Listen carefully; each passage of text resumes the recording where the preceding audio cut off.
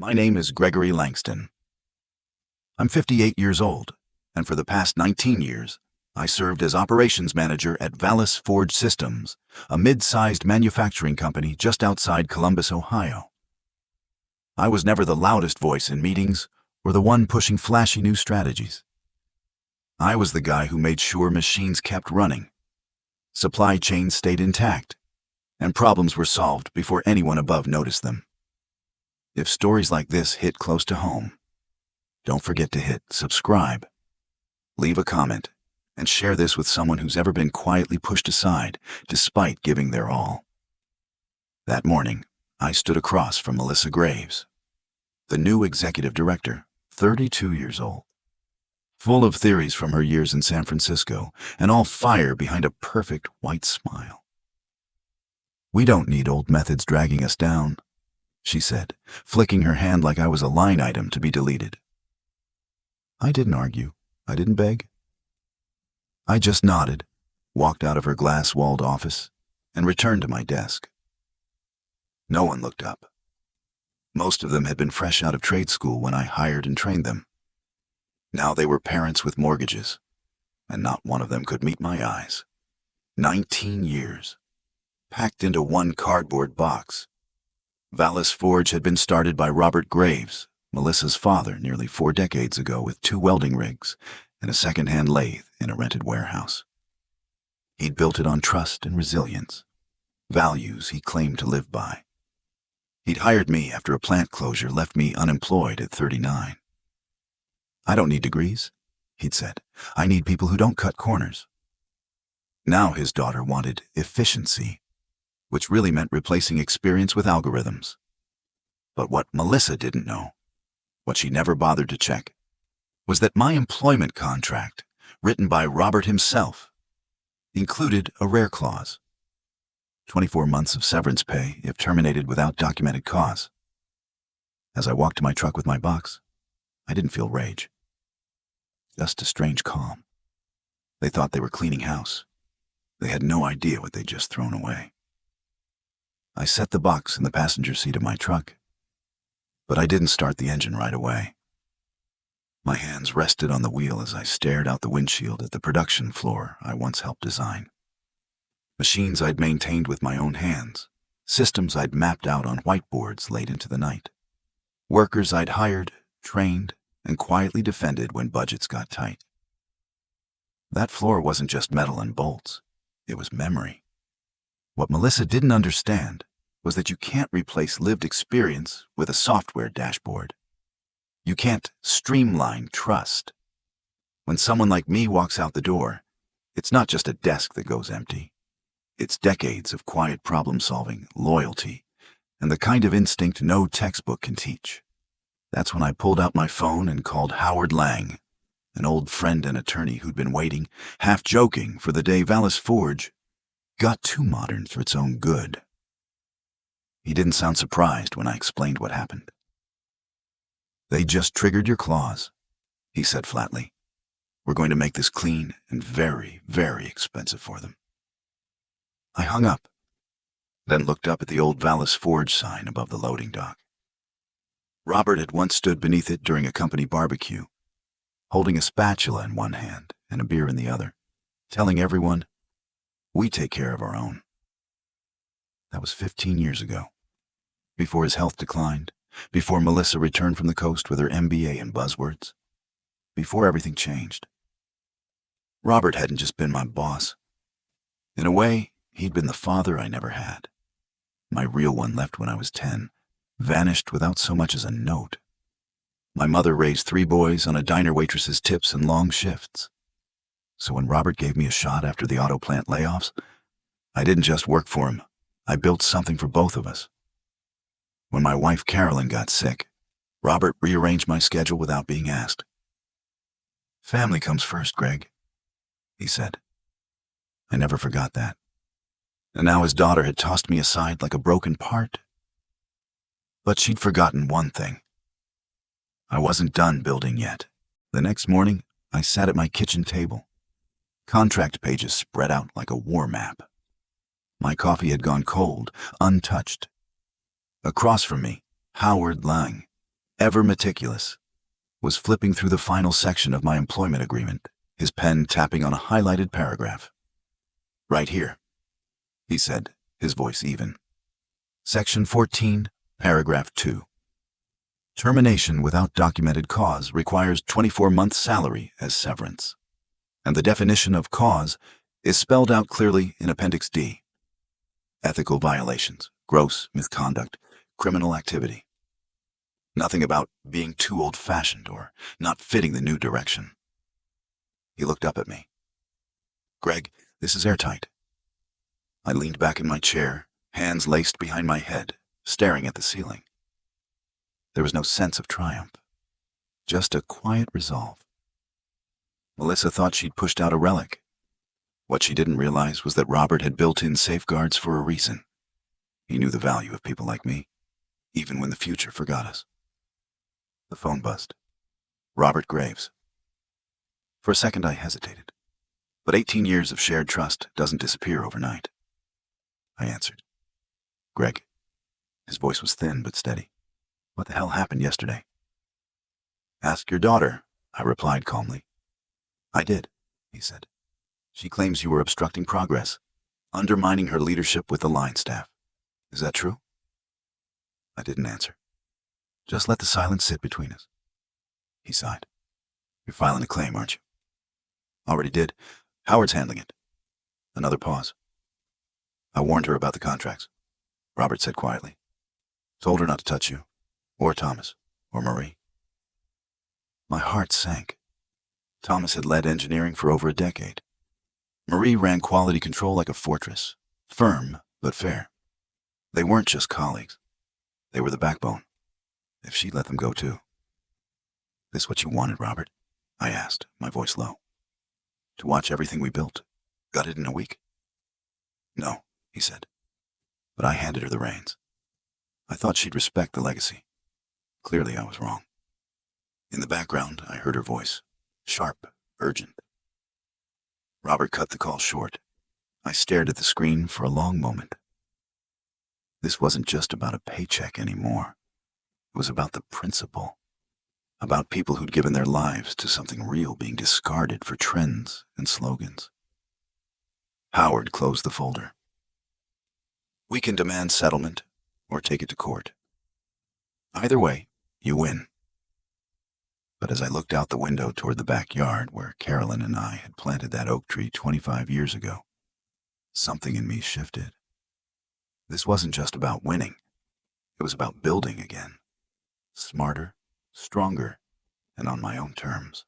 3 days after being dismissed, I found myself in a downtown Columbus conference room, seated across from Melissa Graves and Vallis Forge's corporate attorney, a clean-cut young man named Caleb Price, who looked like he'd just passed the bar last spring. Beside me sat Howard Lang, calm as ever, with my contract opened neatly in front of him. Melissa didn't bother with pleasantries.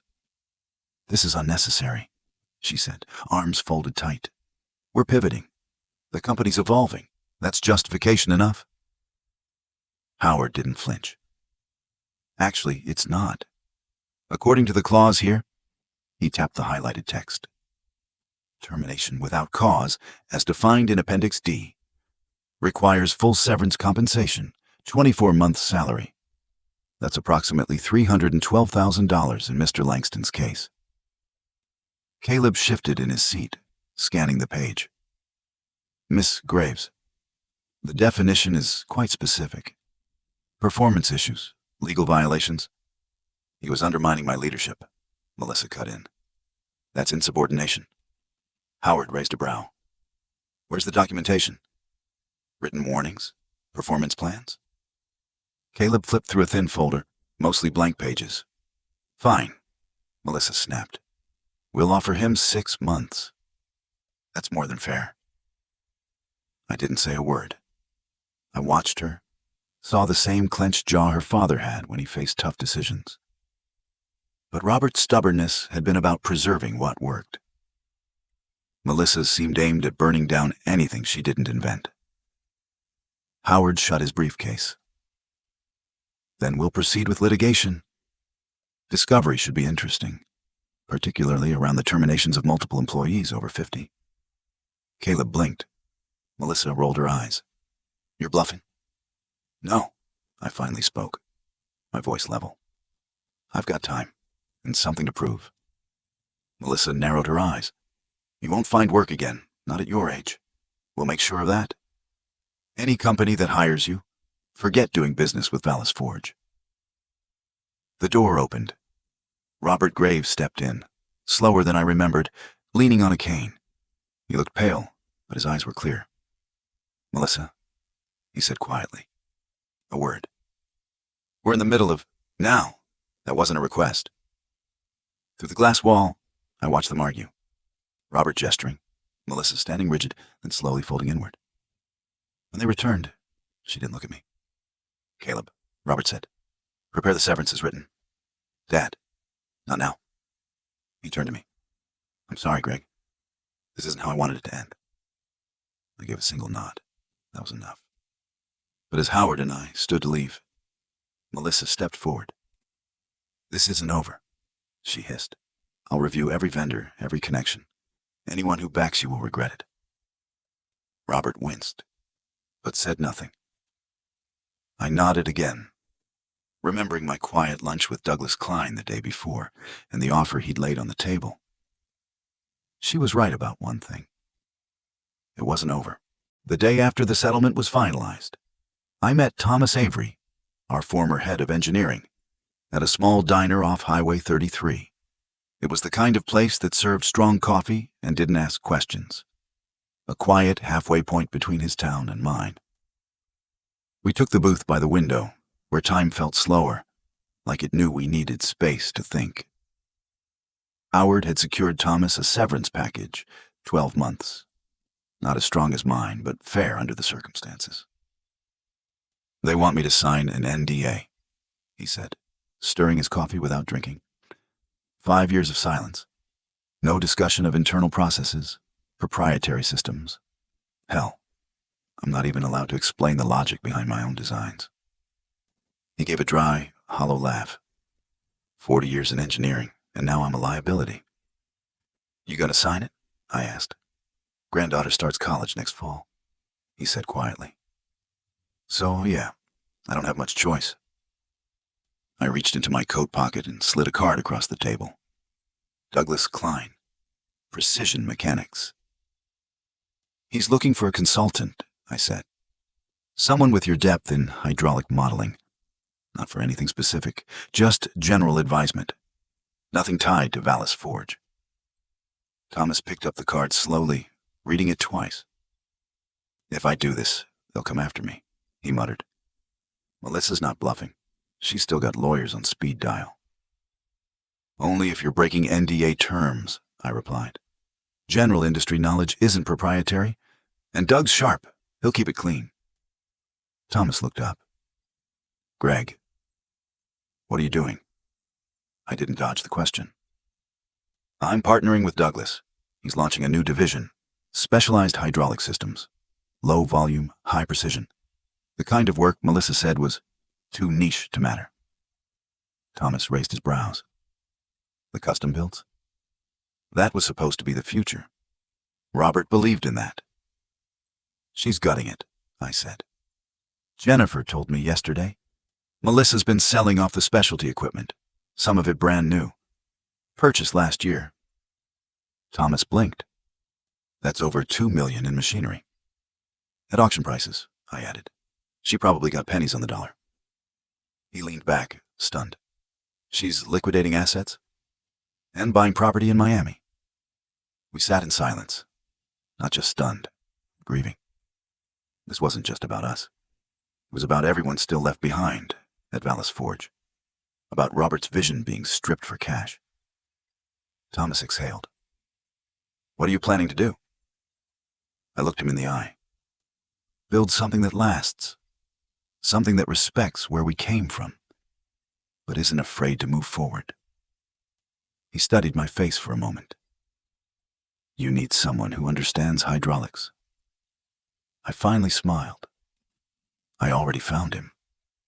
2 months after Melissa pushed me out, I stood inside a converted warehouse on the east side of Columbus. Dust still lingered in the rafters, but the bones were good. Thick support beams, wide floor space, and just enough light filtering through old skylights to imagine the future. Cornerstone Precision was taking shape. It had been Thomas's idea, the name. "Build from the corners up," he'd said, running a hand over blueprints spread across a folding table. "That's how you make something solid." Douglas Klein had moved fast. He'd secured supplier contracts, arranged financing, and handled the paperwork like a man who knew his time was short, but his instincts still sharp. "I've got maybe 5 years left before I retire," he told me. "I want to spend them backing people who know what matters." I looked over at a young technician adjusting the first CNC machine. Jason Wilcox, formerly Harper's best computer modeler. Melissa had slashed his department's funding in half while doubling her own salary. He left 2 weeks after me, quietly but deliberately. "How many now?" Douglas asked. 7, I replied. "All from Vallis, all top talent." He whistled. "That place is bleeding." I nodded. Good people follow values, not titles. My phone buzzed. A message from Jennifer, still at Vallis Forge. Too close to retirement to jump ship, but loyal enough to keep me informed. The photo she sent showed a confidential internal memo. Production delays, quality rejections, 3 major clients threatening to pull contracts. I handed the phone to Douglas. He adjusted his glasses. Didn't take long. "I don't take pleasure in it," I said. And I meant it. I knew those clients. I'd walked their factory floors, learned their names, birthdays, preferences. Their lost business wasn't just Vallis's failure. It meant layoffs, missed mortgages, stress rippling through people who didn't deserve it. "We need to reach out to Midwest Components," I said, referring to one of those clients. "Let them know we'll be operational in 60 days. Douglas nodded, already tapping a note into his tablet. "Meeting's on the books next Tuesday. They're eager." I walked toward the far end of the floor where another team was installing a hydraulic testing station. It wasn't finished yet, but I could already see it in motion. See the rhythm of a place where pride and precision meant something again. This wasn't revenge. It wasn't about proving Melissa wrong. It was about proving something else entirely right. I was standing by the mezzanine window of our new facility when my phone rang. The hum of drills echoed below as the first round of machines came online. It was still bare bones, but Cornerstone Precision was starting to breathe. The caller ID froze me in place. Robert Graves. I hadn't spoken to him since the settlement meeting. I thought about letting it go to voicemail, but I didn't. "Robert," I answered. There was a long pause. Then, "Greg, we need to talk." His voice was heavier now, worn as if months of silence had aged him more than years. "I'm listening." A sigh, deeper this time. "I know what you're building. I know who you've hired. The board knows too. Frankly, they're more impressed than angry." I said nothing. Let him fill the silence. "Melissa's been making decisions I never imagined. Selling off assets, ignoring QA protocols. She's burned through our reserves. The board's nervous. I'm worse than that." "So why now?" I asked. "Why this call?" "Because I should have listened to you," he said. "Back when you warned me she wasn't ready, I thought I was giving her a legacy. But she's treating it like a launch pad." He paused again. I could hear the echo of a TV in the background, a muted sports channel or news broadcast. Normalcy masking chaos. "What do you want from me, Robert?" "I want you at my house. Tonight, 7 o'clock. Bring Thomas if he's willing. The board's gathering privately. We need options, and we need your voice in the room." "Options?" His voice sharpened slightly. "Including leadership changes." That word lingered. Leadership. I looked down at the shop floor. Jason adjusting the feed calibrator. Thomas reviewing specs. 2 interns learning by doing instead of watching training videos. A place that was growing, not in spite of experience, but because of it. I let that picture settle in my mind before answering. I'll be there, I said at last, but I'm not promising anything. That's fair, Robert replied, a flicker of relief bleeding through the fatigue.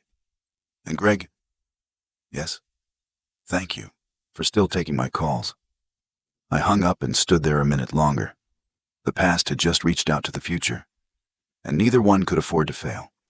6 months after being shown the door, I stood once again inside the headquarters of Vallis Forge, only this time in the back of the main conference room. The quarterly all-hands meeting had just begun, and the air was tight with performance anxiety. Melissa Graves sat at the head of the table, flanked by her newly assembled executive team. Most of them under 35, all looking like they'd rather be anywhere else. She clicked through slides with confidence that felt more like defiance. Her voice was crisp as she blamed falling revenues on economic headwinds and legacy inefficiencies. But behind her words was a 37% drop in gross output, 2 major clients lost, and rising defect rates in 3 product lines. The numbers didn't lie. She didn't notice me at first, but halfway through her market repositioning strategy slide, her eyes caught mine. Her voice stuttered. What is he doing here? Every head in the room turned. Even some of the new hires, who didn't recognize me, sensed something was happening. Robert Graves, seated near the board chair, nodded toward Mr. Wexler, the chairman. Calmly, Wexler stood. Melissa, he said, the board has concluded its independent review of company operations, and we've reached a decision regarding leadership moving forward. Her mouth opened, but no words came out. Wexler turned to me. Mr. Langston, would you like to explain the new arrangement?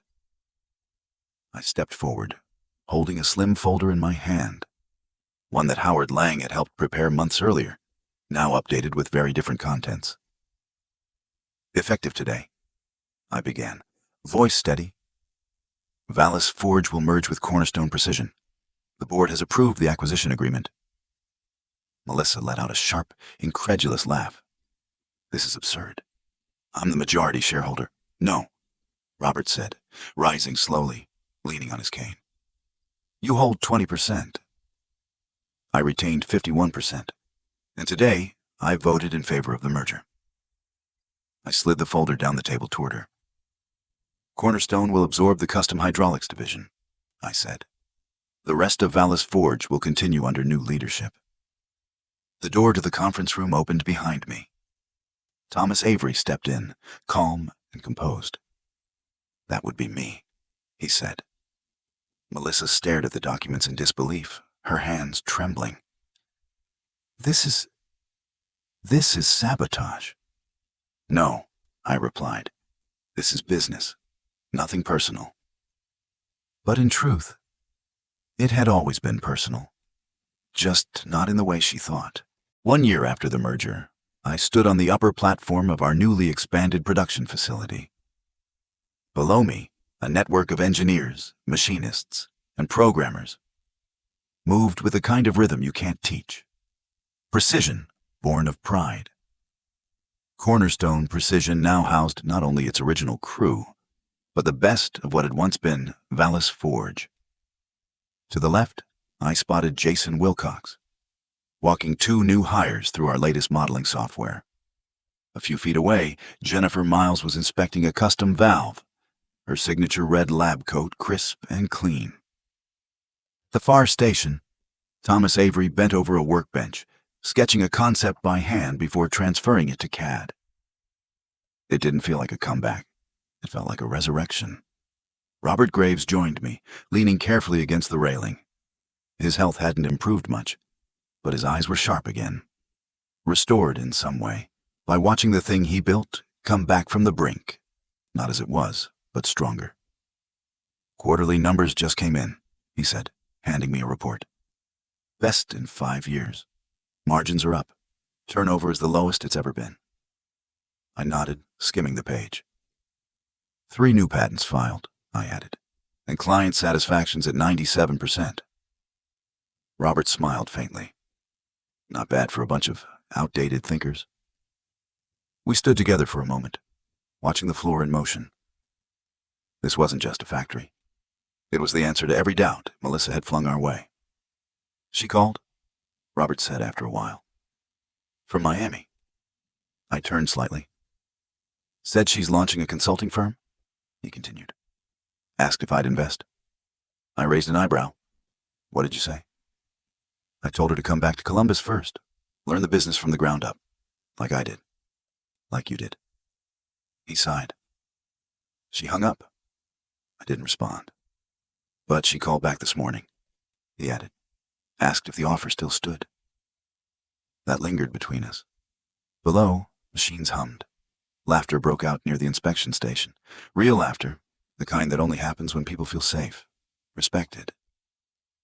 You know, Robert said, his voice softer now, when I insisted on that severance clause in your contract, I never imagined how it would play out. I smiled. Neither did I. We said nothing more, letting the quiet speak for itself. Not every lesson is written in a ledger. Some have to be earned, slowly, painfully, and shared, one steady step at a time. It was just past 6 in the evening when I stepped out behind the facility and walked toward the oak tree that Carolyn and I had planted nearly 3 decades ago. It wasn't much taller than me back then. Just a sapling we bought at a garden center off Route 40 the summer after we closed on the house. Now it towered, its branches heavy with memory and shade, its roots deep in soil we'd both once turned with our hands. I sat on the bench beneath it, a bench Thomas built from leftover machine casing and polished maple. On quiet evenings like this, when the floor was still and the hum of production had faded, I could feel the full weight of what we'd built. Not just the company, but the conviction behind it. Earlier that afternoon, I had reviewed our annual staff survey. 89% of employees reported feeling valued in their role. That number meant more to me than any profit margin ever could. And yet, for all the vindication, I didn't feel triumphant, not in the way I once thought I might. Revenge fades quickly. What stays are the people, the ones who stuck with you when things fell apart, the ones who didn't just follow orders, but shared in the purpose behind them. A few minutes later, Thomas joined me. He carried 2 paper cups of coffee from the break room. Place still smells like coolant and pride, he said, handing one over. Just how we like it, I replied. He sat beside me. You hear from Jennifer? She finally submitted her retirement papers, going to spend more time with her grandkids. Good for her, he said, nodding. She held on longer than anyone had a right to. We sipped in silence for a while. I've been thinking, I said, about stepping back. Thomas raised a brow. Not right away, but soon. Let someone younger learn what we learned, the right way. You worried about letting go? I looked out at the tree, its trunk sturdy, its roots unshaken. I'm thinking it might be time to plant something new. He smiled and leaned back. Whatever you do next, just don't start another company. I can't go through all this again. I laughed. A real, easy laugh I hadn't felt in years. No promises, I said. As the sun slipped lower behind the warehouse, I felt something settle inside me. Not closure exactly, but peace. Not everything broken stays broken. Some things get rebuilt, stronger, wiser, rooted. A week after Jennifer's retirement party, I got a call from a venture firm in Chicago, Lindenbrook Equity Partners. The man on the other end, polished and enthusiastic, said they were impressed by Cornerstone's trajectory and wanted in. With proper backing, you could scale nationwide in under 18 months, he promised. Franchised facilities, licensing deals, full automation. It was flattering, tempting even. That afternoon, I stood once more on the mezzanine overlooking the shop floor, watching Jason troubleshoot a valve alignment, 2 apprentices taking notes beside him. No suits, no rush, just steady hands, doing careful work. Lindenbrook didn't understand that what made Cornerstone successful couldn't be scaled in spreadsheets. It lived in trust, in mentorship, in the 10 quiet minutes Thomas spent every morning reviewing sketches by hand before they hit the screen. I walked back into my office and politely declined the offer. We're not chasing speed. We're building roots. If this story speaks to you about choosing purpose over pressure, don't forget to like, subscribe, and share. And drop a comment if you've ever faced a crossroad between growth and values. Sometimes the hardest thing to say is no, but sometimes it's the one that keeps you honest.